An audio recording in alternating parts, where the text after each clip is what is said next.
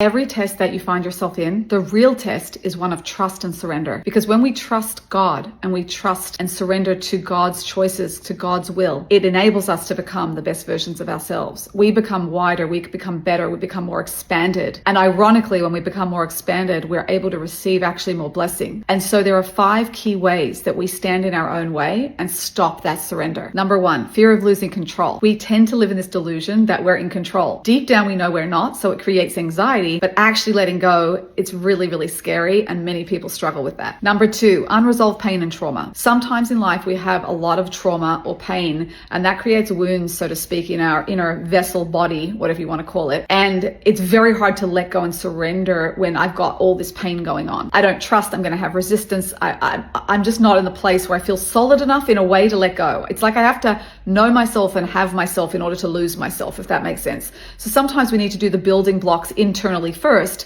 before we can surrender on the level that we would like to. And that's okay. That's just your journey and where you're at this moment. Number 3, ego and self-reliance. We often feel like we have to do the work. We're in charge, we're in control, and I have to work it all out. I have to rely on myself. Surrender requires humility, and it can be really scary to say, I don't have all the answers and I'm relying on you, God. I'm not relying on myself. And at first there can be resistance, but then it's an enormous relief, but that stands in the way. Number 4, fear of disappointment. Some people will not rely on God and surrender because they're terrified he won't come through for them. So I'm not going to rely because what if it doesn't happen? And they keep themselves stuck in that smaller vessel, so to speak, because they won't trust God and take that leap. And number 5, desire for immediate answers. Sometimes we are just darn impatient and we want to have what we want now, and it just doesn't happen. And we block ourselves in that way as well. And surrendering is not a one-time event. It is a practice for the whole course of our life. And we have to get to know ourselves and learn which are the ways that we stand in the way of our most deepest, closest, most loving relationship with God. Which one of those 5 is your biggest challenge?